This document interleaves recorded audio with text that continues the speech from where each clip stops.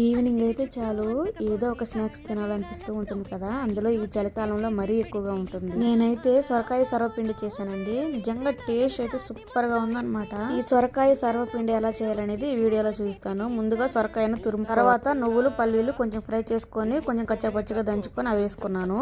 కరివేపాకు, కొత్తిమీర, నానపెట్టుకున్న పచ్చెనగపప్పు, ఉప్పు, కారం, పచ్చిమిరపకాయలు నచ్చితే పచ్చిమిరపకాయలు కూడా వేసుకొని బియ్యం పిండిని కూడా వేసుకొని బాగా కలుపుకోవాలి. నీళ్లు వేయాల్సిన అవసరం లేదు, సొరకాయల వాటర్ ఉంటుంది కాబట్టి ఆ వాటరే సరిపోతుంది అనమాట. ఇలా మెత్తగా పిండి అంతా కలుపుకొని ఒక ముద్దలా చేసుకొని బాండీలో కొంచెం ఆయిల్ వేసుకొని పిండి ముద్దను తీసుకొని బాండీలో పెట్టుకొని ఇలా బాండీలో ఇలా స్ప్రెడ్ చేసుకోవాలన్నమాట. పల్చగా పిండిని బాండీలో ఇలా స్ప్రెడ్ చేసుకున్న తర్వాత మధ్య మధ్యలో ఇలా హోల్స్ పెట్టుకోవాలి. తర్వాత స్టవ్ ఆన్ చేసి స్టవ్ పైన బాండీ పెట్టుకొని మూత పెట్టుకొని సిమ్లోనే ఉడికించుకోవాలన్నమాట. చూసారా ఎంత పర్ఫెక్ట్గా వచ్చిందో. ట్రై చేయండి, టేస్ట్ ఎలా వచ్చిందో కమెంట్ చేయండి. Thank you.